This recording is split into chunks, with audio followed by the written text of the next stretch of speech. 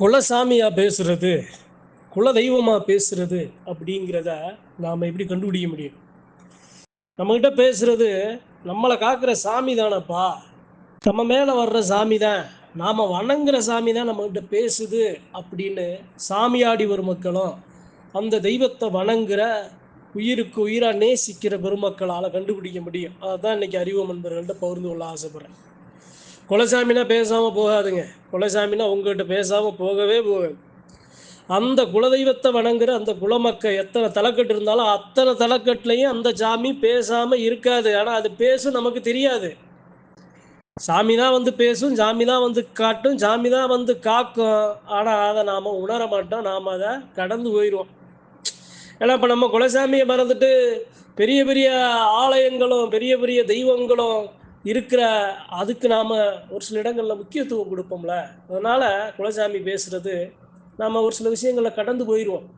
ஆனால் குலசாமி நாம் கண்டுக்கலாட்டினாலும் நாம் அந்த குலசாமி தான் அப்படின்னு நம்மளை வழி நடத்துது, நம்மளை பாதுகாக்குது அப்படிங்கிறத உணராமல் மதிக்காமல் அதை நாம் மரியாதை செலுத்தாமல் இருந்தாலும் அந்த சாமி பேசாமல் நம்மளை காக்காமல் இருக்காது.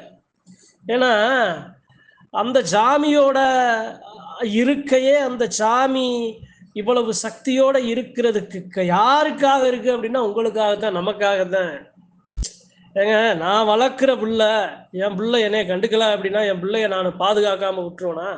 என் பிள்ளைக்கு தேவையானதை நான் செய்யாம விட்டுருவேனா? அதே நிலையில தான் குலசாமி இருக்கும். போயா அதிகமா உரிமையோட அந்த சாமியை திட்டுனாலும் சரி, அதிகமா உரிமையோட அந்த சாமியை அள்ளி அணைச்சாலும் சரி, அந்த சாமி நம்ம என்ன செஞ்சாலும் நம்மளை விட்டு விலகாது. அதுதான் குலசாமி. மற்ற தெய்வங்களுக்கும் குலதெய்வங்களுக்கும் இருக்கிற அந்த நெருக்கம் இருக்குல்ல, அந்த வேறுபாடு இருக்குல்ல, ரொம்ப ரொம்ப மனுஷனுக்கு எப்படி சொல்றது அப்படின்னா, என் கண்ணு முன்னாடி என்னைய காக்கிற தாய், என்னை பெத்தெடுத்த, எனக்கு கஞ்சி ஊத்துற, என்னைய படிக்க வச்ச, என்னை அழகு பார்க்குற என் தாய் இருக்கிற மாதிரி இன்னொரு என் கண்ணுக்கு தெரியாத தாய் தான் நான் வணங்குற குலசாமி.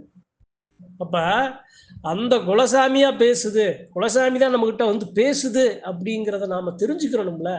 அதை தான் இன்னைக்கு நான் அறிஞ்சதை அறிவு நண்பர்கள்ட்ட பகிர்ந்து கொள்ள ஆசைப்படுறேன். குலசாமி தான் பேசுது அப்படின்னு எப்படி உங்களால அடையாளம் கண்டுக்க முடியும்?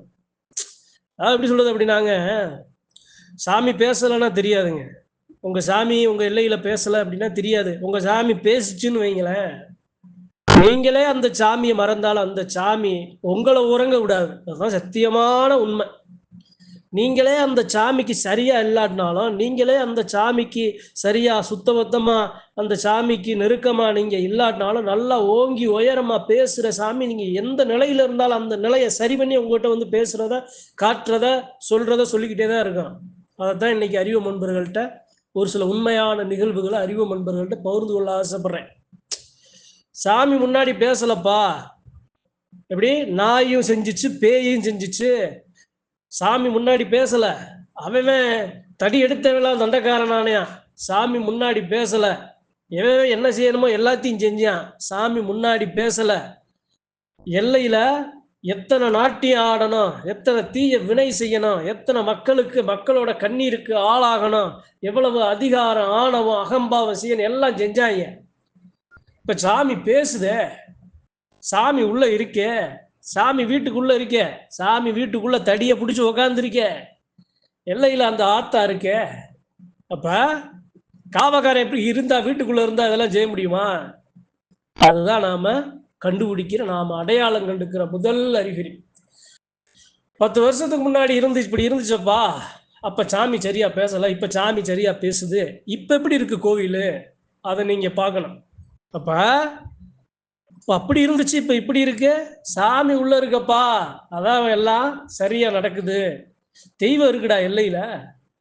சாமி எல்லாம் வேலையில வர்ற மக்க மேல வருதப்பா. அதனாலதான் 10 வருஷத்துக்கு முன்னாடி இருந்த அந்த பிரச்சனைகள் எதுவுமே இல்லாம இப்ப நம்ம ஆலயம் எப்படி இருக்கு, தெய்வம் நின்று பேசுதப்பா அப்படிங்கிறத நம்ம அடையாளம் கண்டுக்க முடியும். சரி, இது எல்லாத்துக்கும் பொதுவானது.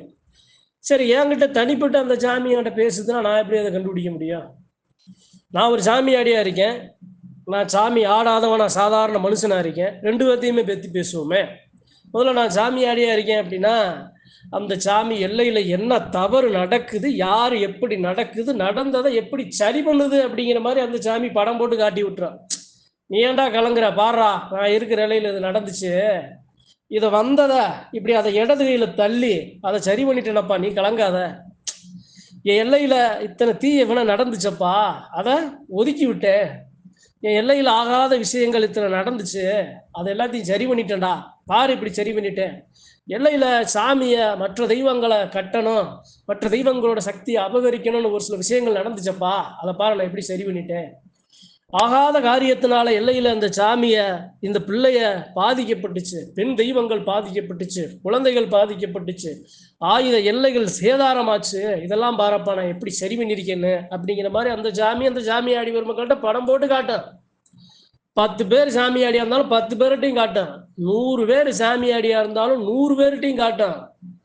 இது நடந்துச்சு, அதுதான் அந்த எல்லையில சாமி இருக்குங்கிறதுக்கு சத்தியமான சான்று. ஒரு எல்லையில இருக்காங்க அப்படின்னா அவங்க மேல மனுஷன் மேல ஒரு 10 பேர் மேல சாமி வருது அப்படின்னா, ஆண் தெய்வம் பெண் தெய்வம் வருது, 21 சாமி கொண்ட எல்லை, 10 சாமியாடி இருக்காங்க அப்படின்னா அந்த 10 சாமியாடிக்கு நடக்கிறத சரியா நிறக்க சமமா காட்டும். அதுதான் சாமியாட மகத்துவத்தை நாம புரிஞ்சுக்கணும். ஒரு சாமியாடி இன்னொரு சாமியாடி அழைக்கும் போது, ஆமப்பா எனக்கு இப்படி தெரிஞ்சிச்சு, ஆமப்பா நம்ம சாமி இப்படி சரி பண்ணுச்சு அப்படின்னு சாமியாடிகள் பேசுவாங்க. சத்தியமா நடக்குங்க, சத்தியமா நடக்கும். யாருக்கு நடக்கும்? உண்மையா 100% தெய்வத்தை நம்பி நிக்கிற பெருமக்க, தெய்வம் பேசுற பெருமக்க, தெய்வம் பரிபூரணமா அந்த தேகத்தை தொட்டு பேசுற சாமியாடி பெருமக்கிட்ட சத்தியமா அது நடக்கும். பொய்யா போலியா நானும் ஆடுவேன் ஆடுற பெருமக்களுக்கு இது நடக்காது. சாமி தொட்டு தாங்கி நிக்கிற அந்த தேகங்கள் இருக்குல்ல, அந்த தேகங்களுக்கு தெரியப்படுத்தும், 10 பேருக்கும் தெரியப்படுத்தும். ஆண் தெய்வம் பெண் தெய்வம் எத்தனை தெய்வம் இருந்தாலும் அத்தனை தெய்வமும் அதனுடைய சாமி ஆடிகளை தட்டி எழுப்பி, வாகனங்களை தட்டி எழுப்பி, இந்தரா இது நடக்குதுடா, எந்திரா வாடா இதை செய்டா, இந்தரா நான் பார்த்துட்டேன்டா, அதை சரி பண்ணிட்டேன்டா, நீ கலங்காதராங்கிற நம்பிக்கையையும் உத்வேகத்தையும் தைரியத்தையும் அந்த இடத்துல துணிச்சலையும் அந்த சாமி ஆடி பெருமக்களுக்கு கொடுக்கும். அதான் சான்று, அதான் சான்று. பெண் தெய்வங்களை சுமக்கிற பெண்கள் இருக்காங்க, சாமியாடி பெருமக்கள் 4-5 பேர் இருக்காங்க. ஆண் தெய்வங்களை சுமக்கிற சாமியாடி ஒரு 4-5 பேர் இருக்காங்க அப்படின்னா, அவங்களுக்கு ஏன் அந்த இடத்துல முழுமையான அதிகாரத்தை கொடுத்து அந்த எல்லையில இருக்கிற தெய்வங்களை, எல்லைய ஆபரணங்களை, அந்த ஆபரண பெட்டிகளை, அந்த ஆயுதங்களை, அந்த கரகத்தை ஏன் அவங்களால பாதுகாத்து எல்லை கொண்டு வந்து சேர்க்க முடியுது? ஏன்னா அது அந்த தெய்வங்களோட ரகசியம், அந்த தெய்வங்களோட இருப்பிடம், அந்த தெய்வங்களோட வசிப்பிடம். அப்ப அதை பாதுகாக்கிறது, என் வீடு இருக்குன்னா என் வீட்டை பாதுகாக்கிற கடமை எனக்கு இருக்குல்ல, என் வீட்டுல நகை வச்சிருக்கேன் அப்படின்னா அந்த நகையை பாதுகாக்கிற கடமை எனக்கு இருக்குல்ல, என் வீட்டுல இருக்க பெண் பிள்ளைகளை பாதுகாக்கிற கடமை எனக்கு இருக்குல்ல, என் வீட்டுல இருக்கிற சொத்துக்களை பராமரிக்கிற, விவசாய நிலங்களை பராமரிக்கிற கடமை எனக்கு இருக்குல்ல, அப்ப அதெல்லாம் நான் பாத்துக்கிறேன்ல. அதே மாதிரிதான் அந்த சாமிக்கு பாத்தியப்பட்ட எல்லாத்தையும் அந்த தெய்வம் பார்த்துக்கும், அந்த சாமியாடிகள் மூலமா பார்த்துக்கும். அதனாலதான் அந்த சாமியாடிகள் சாமி வந்து ஆடி போறதும், அந்த சாமியாடிகள் வந்து அந்த அழைச்சு அந்த எல்லை சேர்க்கிறதுக்கு காரணம் இதுதான். அப்ப குலசாமி பேசுது, ஏன் பேசுது, எதுக்கு பேசுது, எப்படி பேசுது அப்படிங்கிறத நாம இதெல்லாம் வச்சு நாம உணர்ந்து கொள்ள முடியும். சாமியாடி பெருமக்களாக இருந்தா சரி, சாதாரண மனுஷன், நான் சாதாரண மனுஷன், என்கிட்ட சாமி பேசுது, குலசாமி தான் பேசுது அப்படின்னு நான் எப்படி கண்டுபிடிக்க முடியும் அப்படின்னா, நான் தவறு செஞ்சுட்டேன், சத்தியமான செயல்களுக்கு துணை நிற்காம தவறா ஒரு சில விஷயங்களை நான் செய்யறேன் அப்படின்னா சாமியை மண்டையில ஓங்கி ஒரு கொட்டு கொட்டும். அதனால நான் படாத பாடுபடுவேன், படாத கஷ்டப்படுவேன். என் மேல சாமியே இறங்காம சாமி விஷயத்துல நான் தலையிட்டு சாமியோட ஆயுதத்தை தொட்டு சாமிக்கு அந்த சாமி அதிகாரம் இல்லாம அந்த சாமி எனக்கு முழுமையா ஒத்துழைப்பு, எந்த ஒரு உத்தரவாதம் கொடுக்காம நான் போய் அதை தேவையில்லாம என் ஆசைக்கும் பாசைக்கும் நான் அதை செஞ்சேன் அப்படின்னா அந்த சாமி ஓங்கி மண்டையில கொட்டுறது மட்டும் இல்லாம நான் படுற கஷ்டத்தை அதுக்கு நானே காரணமா இருக்கு. அந்த செயலால சாமியா கோபக்குறியா நிக்கிறதுனால சாமி வந்து காயப்படுத்தாது, நமக்கு கிடைக்கிற கஷ்ட நஷ்டங்களை நமக்கு கூட நிக்காம ஒதுங்கி நின்னுக்கிறோம், அதுவே நம்மள ஆட்டி படைச்சிடும். அப்ப குலசாமியோட முக்கியத்துவம் தாங்க அறிவுமன்னு புரிஞ்சுக்கிறோம். சாமி யாரையும், குலசாமி யாரையும் தான் மக்களை தண்டிக்காதுங்க, தண்டிக்காது. ஆனா செய்கிற தவறுக்கு அவர்கள் செய்கிற அந்த பலன்களுக்கு ஏற்ப அந்த சாமி ஒதுங்கி நின்னுக்கிறோம், கோபக்குறியா நின்னுக்கிறோம். அப்ப குலசாமியோட அருள் இல்லாத ஆளா நான் மாறிடுவேன். அப்ப என்னைய நாய் தொட்டாலும் பேய் தொட்டாலும் அந்த கஷ்டங்களை நான் அனுபவிச்சே ஆகணும். அதனால இன்னைக்கு இந்த பதிவின் மூலமா குலசாமி பேசுது அப்படின்னா இது மாதிரியான விஷயங்கள்ல தான் நம்ம சாமியை நம்ம உணர முடியுங்க. பெத்த ஆத்தா மாதிரி, பெத்த அப்ப மாதிரி, பெத்த உள்ள மாதிரி, கட்டிய மனைவி மாதிரி, கூட பிறந்த சகோதர மாதிரி வந்து நிற்குங்க அந்த சாமி. கூட உயிரை கொடுக்குற நண்பை மாதிரி வந்து நிற்கும் அந்த சாமி. எனக்கு பேராபத்து வருது அப்படின்னா என்னை அந்த பேராபத்துல இருந்து என்னுடைய உச்சி தலை முடிய பிடிச்சி இழுத்தாவது அந்த சாமி என்னைய காப்பாத்தி கொடுக்கும். அதான் குலசாமி. காப்பாத்தி நான் தான் கொடுத்தேன்னு அறிகுறிகளை அங்க அடையாளங்களை அந்த சாமி அங்கங்க நமக்கு வைக்கும். இருக்கிற இடத்த வச்சு, எல்லையை வச்சு, சாமி இருக்கிற எல்லையை வச்சு, சாமி இருக்கிற அம்சத்தை வச்சு நான் தாண்டான்னு காட்டும். புரிஞ்ச சனம் புரிஞ்சுக்கிடுவாங்க. அந்த சனம் பாக்கியவான்கள்.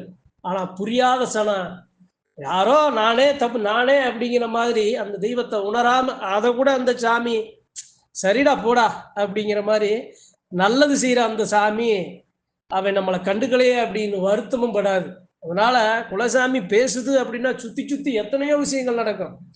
நம்ம கிட்ட பேசுறது குலசாமி தான் அப்படிங்கிறதுக்கு சான்று என்னுடைய முன்னோர்கள், என் சாமி இருக்கிற எல்லை, என் அண்ணன் தம்பி வாழ்ந்த எல்லை, என் பங்காளி பெருமக்கள் இருக்கிற எல்லை, அவர்களுடைய முகம், என் சாமியோட ஆயுதம், என் சாமியோட ஆடைகள், என் சாமியோடைய அம்சம், என் சாமியோடைய எப்படி இருக்குமோ அப்படி அதனுடைய உருவம், அதனுடைய தோற்றம், என் சாமியோட காவல்காரனா, விவசாய நிலத்தை பாதுகாக்கிற பாதுகாவலனா, அரசனா, அரசியா, அல்லது ஏல வாழையான ஒரு ரொம்ப ஏழ்மையான ஒரு நிலையில இருக்க தெய்வமா எதுவாக இருந்தாலும் அதனுடைய தோற்றத்தை வச்சு நாம கிட்ட பேசுனது நம்ம சாமி தான். சவனங்களா, திசைகளா, உயிரினங்களா, இயற்கையா, எல்லாமே சொல்லும் அந்த சான்று. அதை நாம உணரணும். சொல்லும், கண்டிப்பா சொல்லும், கண்டிப்பா சொல்லும். அவனுடைய அடையாளத்தை காட்டும். அப்படிதான் குலசாமி இருக்கும். குலசாமி நம்மகிட்ட பேசும்னு இன்னைக்கு இந்த பதிவை அறிவு நண்பர்கள்ட்ட, சாமியாடி பெருமக்கள்கிட்ட பகிர்ந்து கொள்ள ஆசைப்படுறேன். நன்றி, வணக்கம். மற்றும் ஒரு பதிவில் சந்திப்போம்.